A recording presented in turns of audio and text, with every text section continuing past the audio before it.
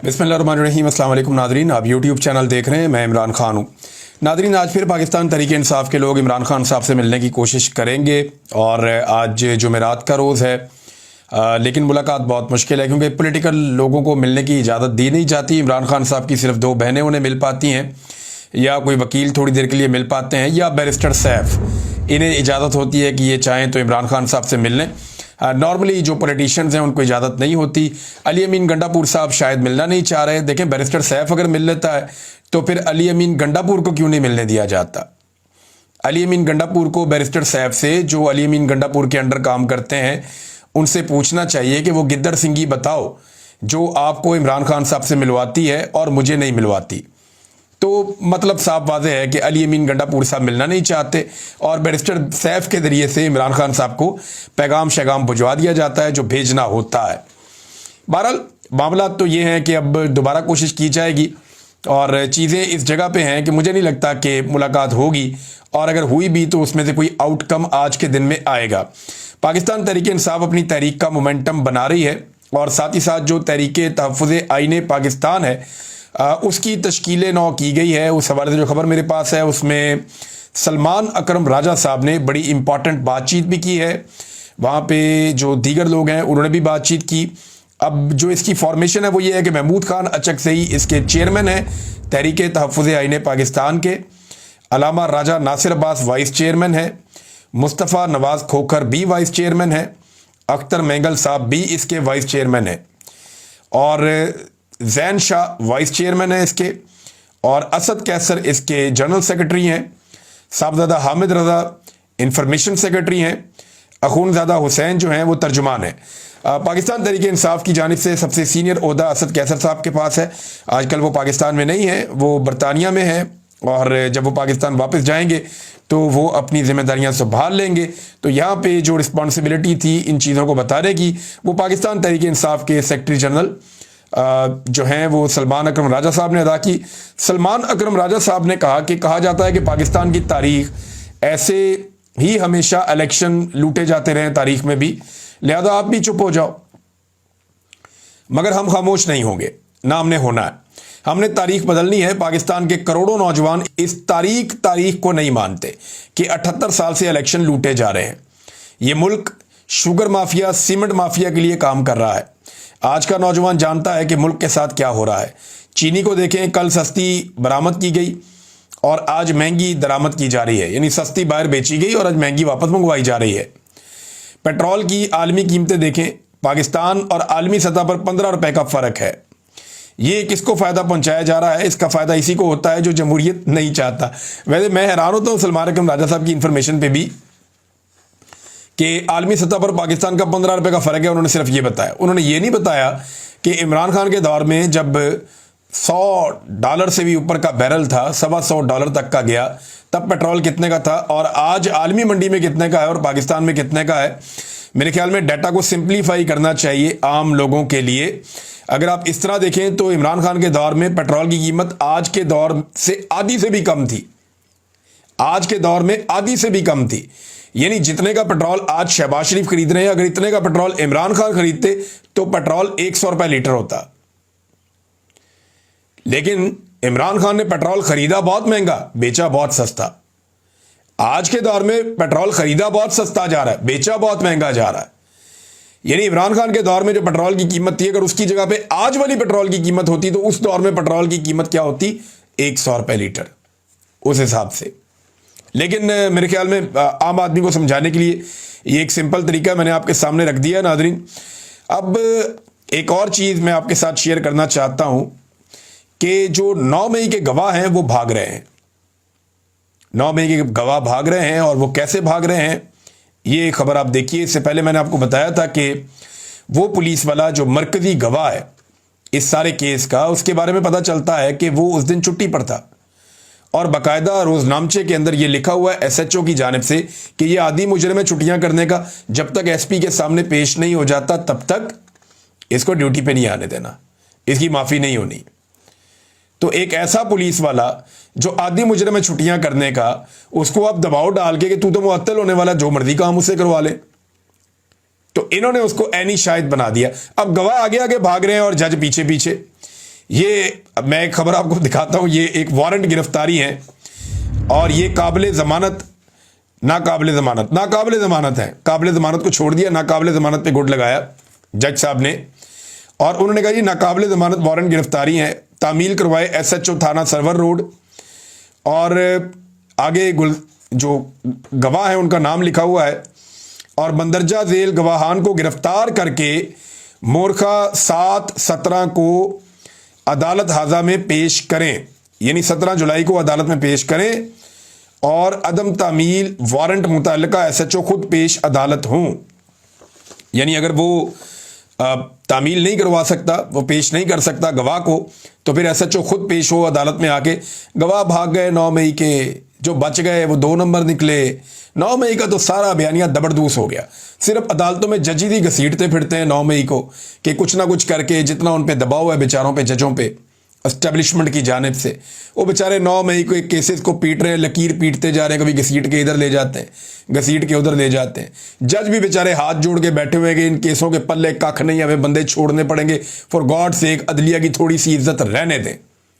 लेकिन आपको पता है पूरा निज़ाम कैसे चल रहा है, जैसे चल रहा है ऊपर से लेके नीचे तक आवे का आवा ही बिगड़ा हुआ है। और जजों के हालात क्या है ज़रा ये आप देखिए, ये बड़ी इंटरेस्टिंग एक खबर है। ये देखें जजों के हालात क्या हैं। कोटलखपत जेल के अंदर ट्रायल हो रहा है, और ये शाकिर अवान साहब ने रिपोर्ट की, बड़े मजे की बात है। कोटलखपत जेल के अंदर ट्रायल हो रहा है, ट्रायल के दौरान बिजली चली जाती है, बिजली जाती है तो हबस हो जाता है, तो जज साहब बहुत गुस्से में आ जाते हैं, और जज ने कहा कि जनरेटर लगाएं फौरी तौर पे, इतनी गर्मी है इस हबस के अंदर, कैसे हम ट्रायल करेंगे। जज ने इंतजामिया के ऊपर चढ़ाई कर दी, जनरेटर लगाओ, अदालत में बहुत गर्मी है। और ठीक 3 दिन पहले इसी अदालत के अंदर जो ट्रायल हो रहा था, तो यास्मीन राशिद ने और दीगर जो रहनुमा पाकिस्तान तहरीक इंसाफ के, उन्होंने इसी जज को तहरीरी दरखास्त दी थी कि कई घंटे लोड शेडिंग हो रही है हमारे सेल्स के अंदर। हालांकि जेलों के अंदर डबल बिजली के कनेक्शन होते हैं, जेलों में लोड शेडिंग नहीं होती, ये मैं जानता हूं अच्छी तरह।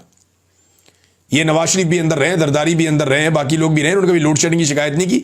ये PTI वालों के ऊपर खास कर्म किया जाता है कि लोड शेडिंग भी कर देते हैं। उन्होंने कहा जेल ट्रायल के दौरान डॉक्टर यास्मीन राशिद समेत दीगर रहनुमाओं ने जज को तहरीरी दरखास्त दी थी कि कई घंटे लोड शेडिंग की जाती है, सांस लेने का मसला बन जाता है, हम बुजुर्ग लोग हैं, गर्मी के बायस बहुत परेशानी होती है। तो जज ने आज तक उस दरखास्त पर कोई अमल दरामद नहीं करवाया, और अपनी अदालत के अंदर थोड़ी सी लाइट चली गई तो उन्होंने कहा लगाओ जनरेटर, इतनी गर्मी में कैसे हम काम करेंगे। तो अदालत के अंदर तो ज़्यादा दिन ये चल रहा है। अब ऐसी अदालतें कैसे इंसाफ देंगी जो सिर्फ अपने लिए सोचती हैं और आम आदमी के लिए नहीं सोचती। नाज़रीन, सज्जाद बरकी साहब के हवाले से, ये इमरान खान साहब के अजीज़ हैं और अमेरिका के अंदर मौजूद हैं, पाकिस्तान तहरीक इंसाफ के हवाले से काम भी करते हैं। और मोहम्मद ज़ुबैर साहब ने एक बड़ी खबर दी है, ये आजकल कनाडा में मौजूद हैं, इन पर भी पाकिस्तान में ज़मीन तंग की गई। तो ज़ुबैर अली खान साहब जो हैं ये इस वक्त कनाडा में है। तो इन्होंने पहले ये खबर दी थी, खबर के बारे में तो मुझे आइडिया था, मैंने आपको पहले भी बता दिया था कि पाकिस्तान तहरीक इंसाफ ने खुद कोशिश की कि किसी तरह से जो जुल्फी बुखारी साहब ने बात की है कांग्रेस में, अमेरिकी कांग्रेस में ह्यूमन राइट्स के हवाले से इमरान खान साहब को लेकर, वो बात जुल्फी बुखारी साहब ना कर सकें, और तहरीक इंसाफ ने उसकी एक तहरीरी कोशिश भी की है। जो पैगाम चला वो इमरान खान साहब के घर से चला, इमरान खान साहब की बहनों की तरफ से, और अमल दरामद किया सज्जाद बरकी साहब ने मुबैना तौर पे। लेकिन इसमें जो अब उन्होंने एक लेटर लिखा कांग्रेस को, इसमें ज़ुबैर अली खान साहब ने उसका तर्जुमा छाप दिया। अब तर्जुमा क्या कह रहा है, जो ईमेल की सज्जाद बरकी ने, वो ईमेल क्या कहती है, नुमाइंदा क्रिस स्मिथ, नुमाइंदा जेम्स पी मैक गॉवरन और मार्क मेलुसिच, बल्कि इन सबके नाम लेके आगे वो लिखते हैं, मोहतरम हजरात, मैं आपको पाकिस्तान में जारी सियासी जबर के मौजू पर 15 जून को होने वाली टॉम लेंटोस ह्यूमन राइट्स कमीशन की समाअत के हवाले से खत लिख रहा हूं।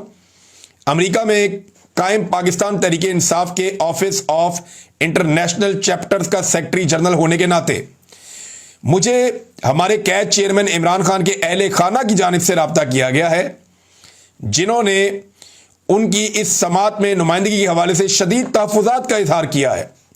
ख़ानदान ने मुझसे गुजारिश की है कि मैं आपको वाज़ेह तौर पर आगाह करूं कि सिर्फ उनके बेटे सलमान खान और कासिम खान को चेयरमैन इमरान खान की नुमाइंदगी का इख्तियार हासिल है।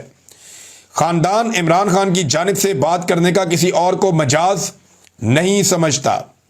सलमान खान और कासिम खान जो बरतानवी शहरी हैं और बरतानिया में मुकीम हैं, अगले हफ्ते अमेरिका का दौरा करेंगे ताकि पाकिस्तान में जारी सियासी जबर और अपने वालिद साबिक वज़ीर-ए-आज़म पाकिस्तान इमरान खान की गैर मुनसिफाना और मुसलसल कैद के बारे में बात कर सकें।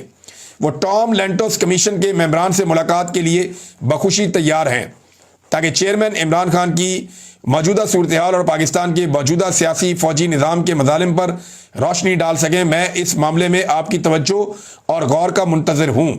नेक तमन्नाओं के साथ Sajjad Barki, secretary Pakistan Tehreek Insaf OIC office of international chapters. अब मामला यह है कि आप नहीं चाहते थे कि जुल्फी बुखारी वहां पे जाएं और जाकर के इमरान खान साहब की या पाकिस्तान तहरीक इंसाफ की या ह्यूमन राइट्स के हवाले से वहां एक नुमाइंदगी करें, तो आप जुल्फी बुखारी को मना कर लेते।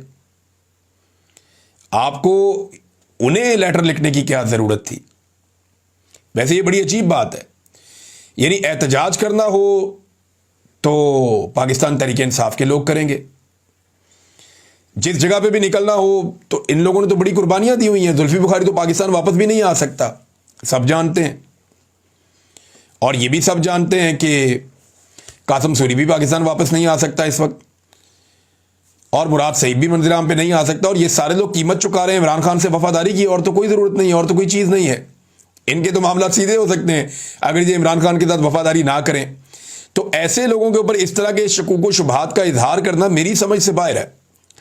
हाँ, एक बात मुझे समझ आती है कि जुल्फी बुखारी के क्योंकि अच्छे ताल्लुकात हैं बुशरा बीबी से, और वैसे ही ये बात हर तरफ फैली रहती है कि शायद इनके अलीमा खान और बुशरा बीबी के अच्छे ताल्लुकात नहीं हैं। उधर बुशरा बीबी की जो बहन है वो भी इमरान खान की बहनों पे तनकीद करती रहती हैं। तो ये एक टसल तो चले ये रहती है, वैसे ये ख़ानदानी मसला ही ऐसा होता है। लेकिन क्या इस बुनियाद के ऊपर एक इमरान खान के ऐसे साथी को जिसने कीमत चुकाई है, तकलीफ उठाई है, उसे आप टारगेट कर सकते हैं कि इसको ना सुने, इमरान खान के बेटे आएंगे उनको सुन लें?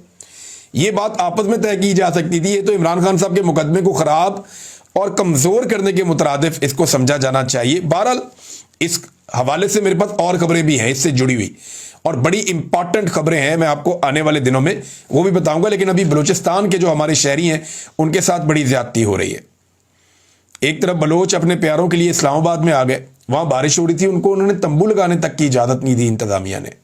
आप अंदाज़ा करें, वहाँ बहनें, बेटियाँ और बुज़ुर्ग खड़े थे और वो बारिश में भीग रहे थे। इस्लामाबाद में मैं दाद देना चाहूँगा हमारे उन सहाफ़ी साथियों को जो वहाँ पे गए और जो बलूच एहतजाज करने के लिए लोग वहाँ पे मौजूद थे, लवाहिकीन अपने प्यारों को ढूंढते हुए, वो उनके साथ जाकर इस मुश्किल वक्त में खड़े हुए। ख़ास तौर पे मैं स्पेशली जो शीरी मज़ारी साहिबा की साहबजादी हैं और एक बहुत बड़ा नाम है मेरी नज़र में, एक छोटी सी उम्र में उन्होंने बड़ा मुकाम पैदा किया, पाकिस्तानियों के दिल में भी मुकाम पैदा किया, इंसानी हकूक़ के लिए वो खड़ी होती हैं, ईमान मज़ारी साहिबा, वो वहाँ पे मौजूद थी। फिर महमूद ख़ान अचकज़ई साहब वहाँ पे गए, फिर अल्लामा राजा नासिर अब्बास साहब वहाँ पे गए, फिर मुस्तफ़ा नवाज़ खोकर साहब वहाँ पे गए। पाकिस्तान तहरीक इंसाफ को भी अपना वफ़द वहाँ पे भेजना चाहिए, उनके पास उनके साथ बैठना चाहिए, उनके साथ बात करनी चाहिए।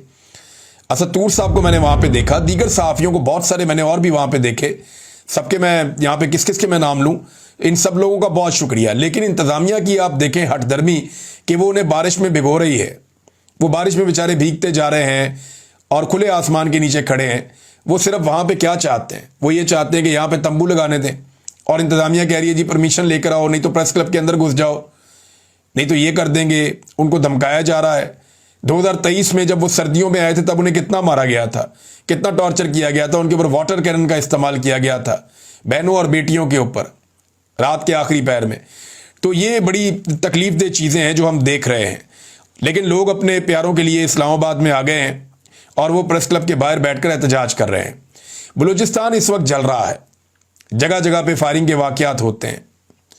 जो साबरी कवाल एक फैमिली है, उनके एक रुकन है, उनका नाम मेरे जहन से निकल गया, वो बेचारे खड़े होकर कह रहे थे कि हमारी बस के ऊपर फायरिंग कर दी, 3 लोग जो हैं वो जाँ बहक हो गए, 5 जख्मी हो गए। हमारा क्या कसूर है, हम तो फनकार लोग हैं, हम तो जा रहे थे कवाली करने के लिए, हमें तो बुलाया गया था एक प्रोग्राम के लिए।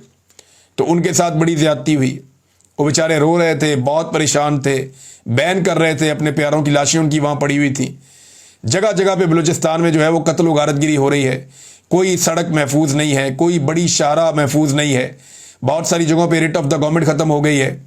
और गवर्नमेंट की हालत आप देखिए कि ऐन उसी वक्त में वज़ीर आला बलूचिस्तान की एक वीडियो वायरल होती है बरतानिया से, जिसमें वो एक गाड़ी चला रहा है सड़क पे, क्योंकि राइट हैंड गाड़ी जो है वो बरतानिया में ही चलती है यहाँ पे यूरोप में, और वो राइट हैंड गाड़ी चला रहा है बरतानिया की सड़कों पे। उसके बच्चे वहाँ पे पढ़ते हैं, वहाँ रहते हैं, तो वो वहाँ पे घूम रहा है, गाड़ी चला रहा है और गाने गा रहा है, और गाने गाने की वीडियो उसकी वायरल हो गई है।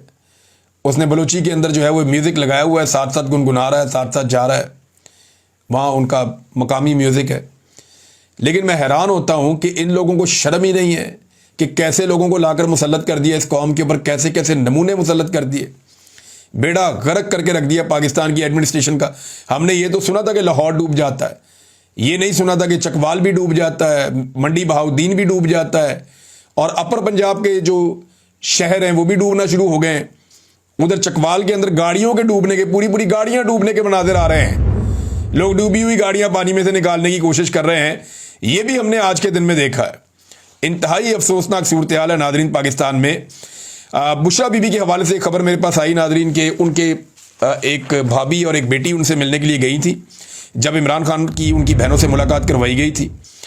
तो उन्होंने कहा जी एक की मुलाकात हम करवाएंगे और एक की नहीं करवाएंगे। फिर बुशरा बीबी से किसी की भी मुलाकात नहीं करवाई गई। जो सामान ये लोग साथ लेकर आए थे खाने पीने का और दीगर चीज़ें, कपड़े वगैरह, वो भी बुशरा बीबी को नहीं भेजा गया। अगले दिन इन्होंने सामान भिजवाया, बुध वाले दिन, फिर भी वो सामान नहीं भेजा गया, और लगातार बुशरा बीबी को जो है वो परेशान किया जा रहा है, और उनकी मुलाकात भी नहीं करवाई जा रही। जबकि इमरान खान साहब ने कहा कि फील्ड मार्शल आसिम मुनीर साहब को ज़ाती तौर पे गुस्सा है बुशरा बीबी को लेकर। अब नाज़रीन आ जाए उस बड़ी खबर की तरफ जो मैं आपको देना चाह रहा था, और ये मैंने थोड़े दिन पहले एक ब्रेकिंग न्यूज़ दी थी, और ये खबर हमने ब्रेक की थी इस चैनल पे कि पाकिस्तान के अंदर जो नॉन कस्टम गाड़ियां हैं उनकी गैर कानूनी तरीके से फेक रजिस्ट्रेशन की जा रही है और गाड़ियों को कानूनी बनाकर बेचा जा रहा है, और गवर्नमेंट को 1 टके का टैक्स नहीं आ रहा। अब जब हमने ये काम किया तो उसके बाद हुकूमत मुतहर्रिक हो गई, 27 लोग गिरफ्तार हुए, 2 डीसीज उन्हें सस्पेंड कर दिया गया, उनके नाम ECL में भी डाल दिए गए। लेकिन ये सारी हो रही है ज्यादती। अब मैं आपको बताता हूं कि 5 आईडीज हैं जिनको मिसयूज किया गया, वो भी हमने पकड़ ली है, मैं आपको थोड़े दिनों में दूंगा। एक मरियम जमीला साहिबा है DC कस्टम, इनके साथ भी बड़ी ज्यादती की गई है। तो मैं आपको ये बताता हूं, और कस्टम वाले जो लोग वहां कस्टम के महकमे में काम करते हैं, जरा होशियार हो जाएं, कान खड़े कर लें, और आप ज़हनी तौर पर तैयार रहें कि आपके साथ कुछ भी हो सकता है। उसकी वजह अब मैं बताने वाला हूं कि कस्टम के अफसरान का किसी किस्म का कोई कसूर नहीं है। मैंने पहले भी कहा था कि इनकी आईडीज किसी और ने इस्तेमाल की हैं, इन्होंने अपनी आईडीज खुद इस्तेमाल नहीं की। ये जो अफसरान जिनको अब पकड़ा जा रहा है या जिनके ऊपर शिकंजा कसा जा रहा है, इन्होंने ये 2 नंबरी की नहीं। आप मुझे बताएं कि एक सरकारी ऑफिसर जो CSS करके आता है या मुकाबले का इम्तिहान देकर आता है, वो कोई पागल होगा जो अपनी आईडी से, अपने पासवर्ड से अपनी आईडी खोलेगा और उसके अंदर से एक फेक एंट्री कर देगा और चंद लाख के लिए, यानी चंद लाख की रिश्वत मिलेगी ना। गवर्नमेंट को तो नुकसान करोड़ों में होता है, लेकिन अफसर को तो चंद लाख मिलते हैं। तो चंद लाख के लिए अपनी सारी की सारी नौकरी और अपना करियर दांव पे लगा देगा, जबकि कमाने के इससे बहुत आसान तरीके उसके पास हैं। तो ऐसा सबूत कोई भी नहीं छोड़ता, यह सबूत कोई नहीं छोड़ता कि अपनी आईडी इस्तेमाल करते हुए उसके अंदर फेक एंट्रियां कर दे। ये कोई भी नहीं करता। ये फेक एंट्रियां कैसे हुई, ये है सबसे बड़ा सवाल, और इसका जवाब मैं आपको अब देने लगा हूं। ये जितनी भी आईडीज बनी हुई है ना, इनके पासवर्ड उन्हीं के पास होते हैं जिनकी अपनी आईडी होती है, लेकिन इस पासवर्ड के अंदर इनके अलावा कोई और भी जा सकता है, और वो जा सकता है डेटाबेस के अंदर जो सिस्टम में लोग बैठे हुए हैं वो जा सकते हैं, या जो डेटाबेस एडमिनिस्ट्रेटर है वो ये कर सकता है। और डेटाबेस कहां पे है, तो मैं आपको ये बताता हूं कि इस चोरी की वारदात के पीछे कस्टम के अंदर बैठे हुए लोगों से ज्यादा पाकिस्तान सिंगल विंडो में बैठे हुए लोगों का हाथ है। पाकिस्तान सिंगल विंडो PSW, अगर आप इसको गूगल करेंगे तो आपके सामने बाकायदा खुल जाएगा कि पाकिस्तान सिंगल विंडो क्या है।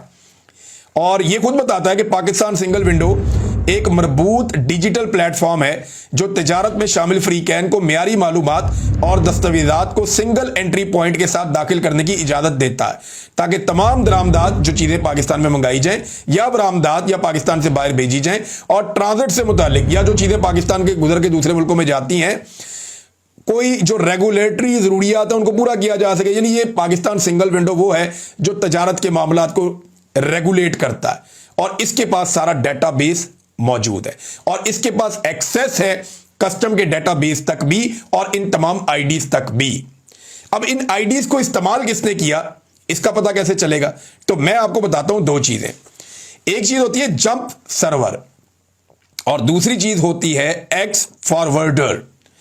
ये दो चीजें आपको इंफॉर्मेशन दे देती है। ये मैंने आपको जो दो चीजें बताई है ना, ये कंप्यूटर की लैंग्वेज है। जब आप इन दो चीजों को देखते हैं तो आपको पता चल जाता है कि इस बंदे की आईडी किस बंदे ने इस्तेमाल की है। तो अब मैं आपको यह बताता हूं कि आज से चंद महीने पहले ये जो सिस्टम है इसके ऊपर से जंप सर्वर हटवा दिए गए थे और डेटाबेस एडमिनिस्ट्रेटर जब कोई भी काम करता है तो वो उसकी एक्टिविटी को नोट करता है। ये जंप सर्वर, इसको हटवा दिया गया था और लॉग को भी रिकॉर्ड करता है। लिहाजा जंप सर्वर हटवा दिए गए थे आज से चंद माह पहले, ताकि पता ही ना चले कि कौन सा बाहर का बंदा इस सिस्टम में दाखिल हुआ है, नंबर एक। नंबर दो, एक्स फॉरवर्डर भी हटा दिए गए थे, एप्लीकेशन से रिमूव करवा दिया गया था एक्स फॉरवर्डर्स को, ताकि पब्लिक आईपी जो है सिस्टम के अंदर ना आए, पता ही ना चले कि किस जगह से किसने काम डाला है। अब सिर्फ ये चेक कर लें ये दो चीजें किसने हटवाई थी, ये जंप सर्वर किसने हटवाए थे और एक्स फॉरवर्डर एप्लीकेशन से रिमूव किसने करवाए थे, ये पता करवा लें। मैं आपको कुछ नाम देता हूं, इन नामों को आप चेक करेंगे तो आपको सारा कुछ ही मिल जाएगा। इसके अंदर एक नाम है इमरान मोहम्मद का, ये कस्टम का सबसे लंबे अरसे तक, लंबे टन्योर तक रहने वाला डीजी है। इनके दौर में 4 बड़े स्कैंडल आ चुके हैं, इनको चेक करवा लें आप। ये डीजी कस्टम रिफॉर्म्स है, 21वां ग्रेड है इनका। इनको पूछें बिठाकर, ये आपको सारी कहानी सुनाएंगे कि 2 नंबरी हुई क्या है और किसने की है और ये कहां पे रिस्पॉन्सिबल है। अच्छा, दूसरा बंदा है जी आफ्ताब हैदर, ये 18 लाख रुपए तनख्वाह लेते हैं, ये पाकिस्तान सिंगल विंडो के सीईओ हैं। और तीसरा बंदा है जनाब नवीद मेमन, इनकी जो तनख्वाह है, जो अलाउंस इनको मिलता है वो 7.5 लाख है। 19वें ग्रेड की तनख्वाह भी ये लेते हैं और टीएडीएस इन लोगों को अलग से मिलते हैं। अब ये जो बंदे हैं, इन 2 लोगों ने, आफ्ताब हैदर ने और नवीद मेमन ने मिलकर 12 लोगों की एक टीम भर्ती की है और ये सारी टीम ये आईटी से रिलेटेड टीम है और इन लोगों के पास ये इख्तियार होता है कि ये घुस सकते हैं डिफरेंट आईडीज के अंदर और यहीं से ये कार्रवाई मेरी इतला के मुताबिक हुई है। अगर किसी ने इंक्वायरी करनी है तो यहां जाके इंक्वायरी करें जहां मैंने आपको सारी इंफॉर्मेशन दे दी है। इसमें 2 लोग और हैं, उनको जरूर इन्वेस्टिगेट किया जाए, उनसे पूछा जाए, आपको बहुत कुछ मिलेगा। एक अरशद हुसैन साहब हैं जो हेड ऑफ ऑपरेशंस हैं और एक अजीम अफजल साहब हैं जो चीफ टेक्निकल ऑफिसर हैं इसी कंपनी में, PSW में, पाकिस्तान सिंगल विंडो में। तो ये जो लोग हैं, यहां पे कार्रवाई हुई है। मजीद क्या कार्रवाई हुई है वो मैं आपको आने वाले दिनों में बताने लगा हूं और वो कार्रवाई इस कार्रवाई से भी ज्यादा बड़ी है। ये नहीं बचते, अब इनके बारे में इतने सबूत हैं मेरे पास, इतनी सारी चीजें हैं। मैं इन लोगों के बारे में कोई फैसला नहीं सुना रहा, इस पे मैं सिर्फ ये कह रहा हूं हुकूमत इस पे इन्वेस्टिगेट करे। अगर इसमें कुछ ना मिले ना तो फिर मैं जिम्मेदार हूंगा। इसको इन्वेस्टिगेट करें। जैसे मैंने पहले बताया था कि ये गाड़ियां पकड़ी जाएंगी, पकड़ी गई ना। मैंने कहा था सिस्टम का गैर कानूनी इस्तेमाल हुआ है ना, साबित हो रहा है ना। अब मैं आपको बता रहा हूं, आप इन लोगों की इन्वेस्टिगेशन करें। आपको चोर कस्टम में नहीं मिलेगा, पाकिस्तान सिंगल विंडो के अंदर आपको चोर मिलेगा इस सारे मामले का, जो मुझे समझ आ रही है अब तक। और अभी कुछ और चीजें भी मैं आपको बताता हूं। अभी इसमें 5 इंटरपास लोग हैं, इंटरपास, जिन्हें 2-2 लाख के ऊपर भर्ती किया हुआ है पाकिस्तान सिंगल विंडो में ऑपरेशंस के अंदर। और भी बहुत सारी चीजें हैं। कराची के अंदर जो सर्वर पड़ा हुआ है ना कस्टम्स का, उसे एक जगह से दूसरी जगह मुंतकिल करने का प्लान भी बना लिया गया है। पाकिस्तान में एक सुई से लेके एक जहाज तक भी आता है ना, उसका रिकॉर्ड उसके अंदर है। आप सोच नहीं सकते कि कितनी बड़ी कार्रवाई होने जा रही है। बस सिर्फ इसको भी यहां तक देखें, आहिस्ता आहिस्ता मैं बताऊंगा पाकिस्तान के सिस्टम को, पाकिस्तान के निजाम को। अगर आप वाकई चोरी पकड़ना चाहते हैं तो ये चोरी पकड़ें, आपको बड़ा मजा आएगा। मैं एक एक करके चीजें आपके सामने रखूंगा। अब तक के लिए इतना ही, अपना ख्याल रखिएगा, अपने इस चैनल का भी। अल्लाह हाफिज।